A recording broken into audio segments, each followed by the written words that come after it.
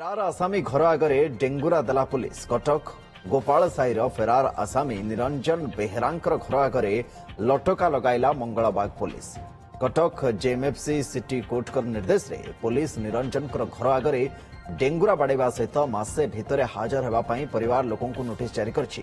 निरंजन दुईटी अर्थनैतिक मामलार अभियुक्त 2019 रु बारंबार वारेंट जारी होगा सत्वे से पुलिस और कोर्ट को अवमानना कर फेरार हो रही याफल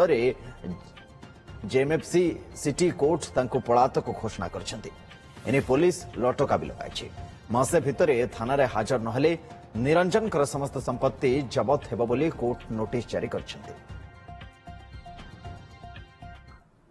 गोटे प्रोक्लामेशन जारी होता ये घटनाटी एमती होता कि 2019 रु आमर जड़े जो ये अच्छा निरंजन बेहेरा बापा ना हूँ गणेश्वर बेहेरा राणीहाटर लोक से दुईटी अर्थनैतिक केस रे जमारू हाजिर हेले ना